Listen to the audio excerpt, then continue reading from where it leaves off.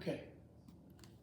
All right, we're here with John Cobb today on October 30th of 2024, and he's going to try to cover a few subjects about things that we haven't talked about in the past. We've talked with John quite a few times. He's talked a lot about his artwork in the chapel. And first of all, John, where and when were you born, and when did you first get interested in artwork?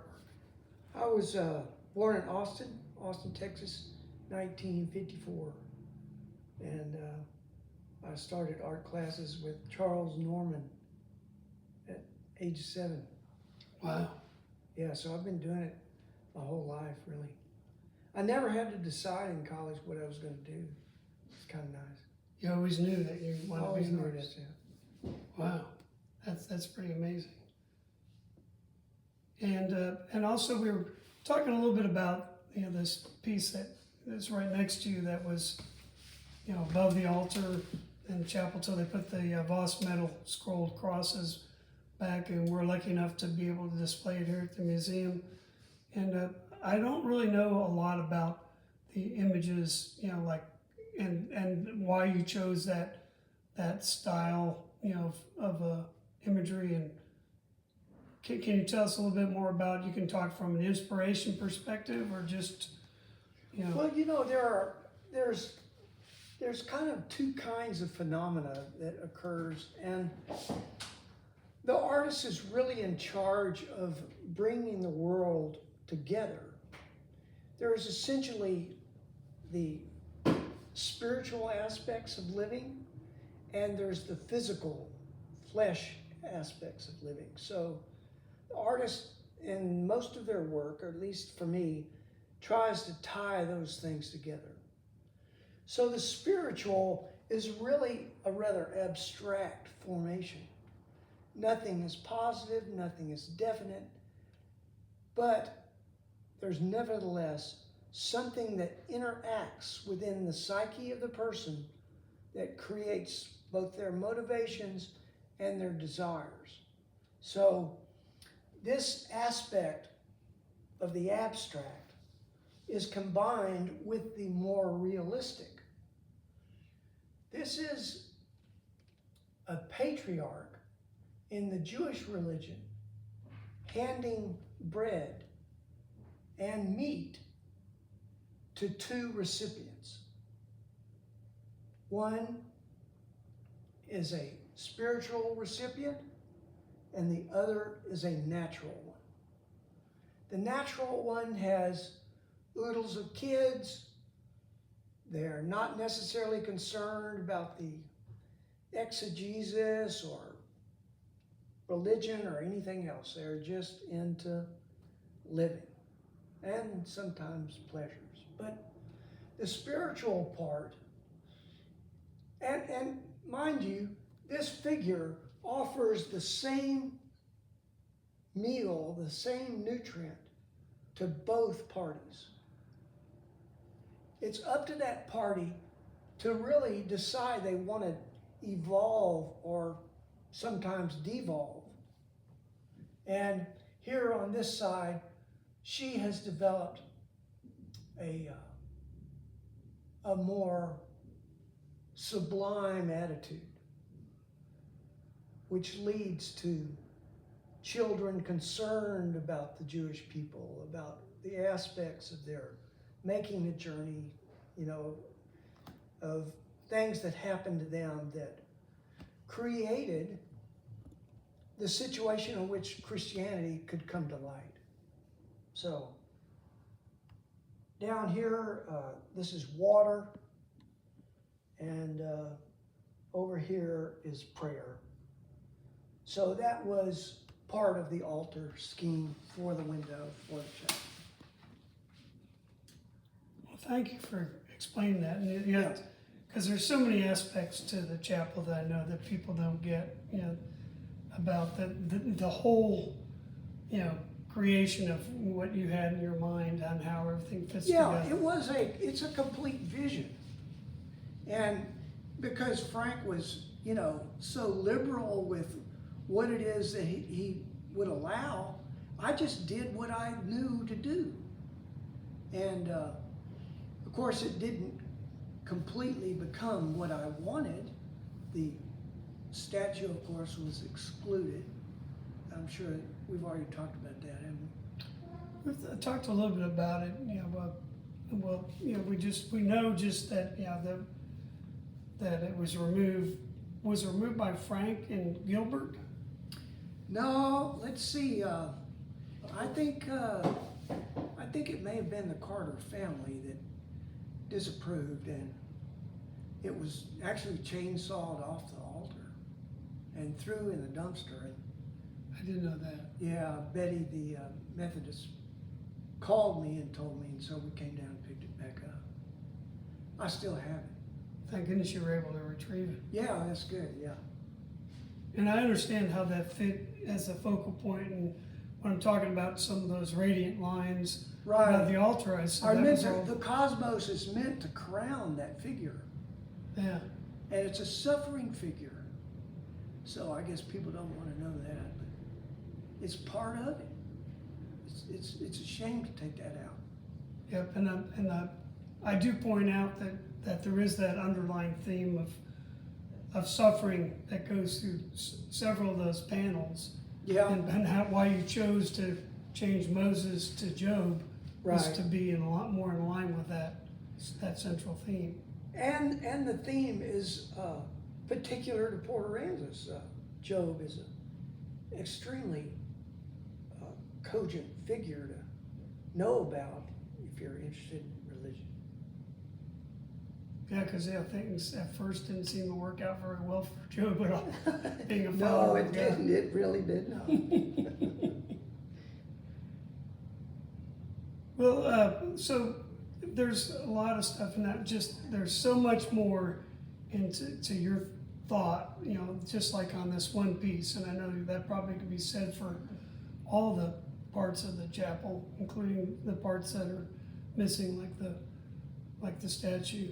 But what do you?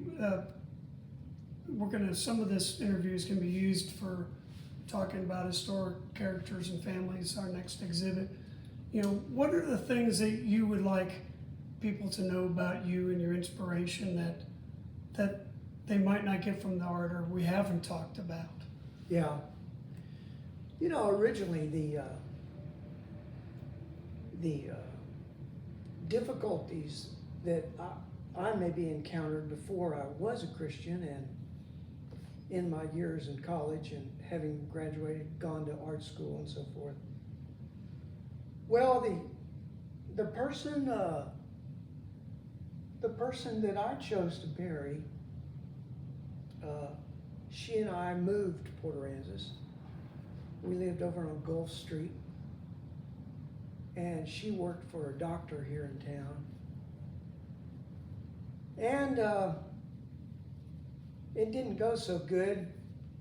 My wife did not have faith for me or for what I believed in, and things eroded pretty quick after that. And so I moved into Dr. Harvey's house there across from Charlie Brown, and I just went up to Frank one day and asked him if I could paint the inside of the church and maybe get my mind in a new spot. So that's what I did, and it was good to have somebody like Frank. So He was a wonderful man. yeah, I dedicated the other stained glass window to him. Yeah, and that's a beautiful piece, which is right on the. Scoot over to right there. Although, actually, let me get a better angle.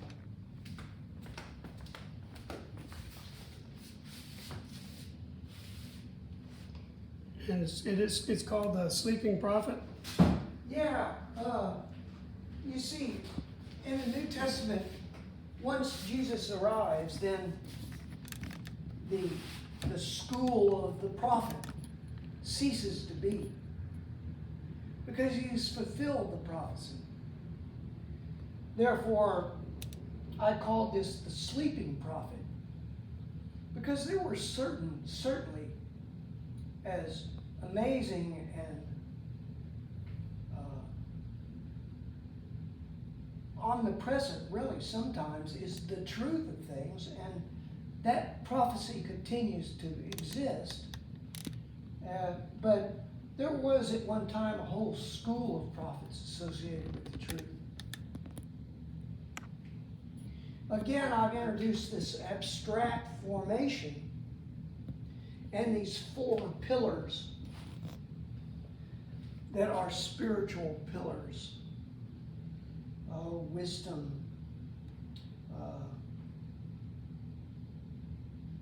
grace, peace. Now, I think there are 7 altogether. I just put in 4 because I had room for 4. And then again, I've done this abstract patterning, including the figure, and then I've done this more realistic stuff to try and kind of bind those things together on it. I've kind of, for lack of a better term, and I'm not well versed in artwork, kind of Romanesque type figures. Would that be inaccurate, or is? Yeah, these are actually scenes in Florence here at the bottom. Oh, wow. It's the development of the architecture of the modern church. Florence was an incredible place of development of the arts, and these are just different scenes in the city. Up above here is God the Father with 2 angels, and then the myriad of angels. It's rather detailed work. It's very detailed. It's just amazing. And people, when they see it, they say, oh my gosh, the fine lines and the detail that is in each one of those little panels is incredible. It really is. It's pretty awesome. Well, it's nice to have the 2 forms that kind of meld together, you know. Mm-hmm. Down here was the crucifixion scene. It's rather detailed. It's kind of hard to read a little bit. Yeah, that's something I didn't notice till several visits later into the chapel. But pretty amazing.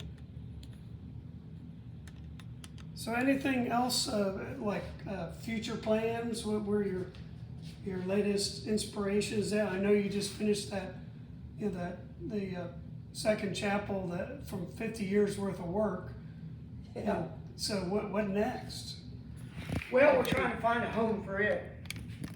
This one seemed to already have a home, and now we're looking for one, so we'll see how it goes.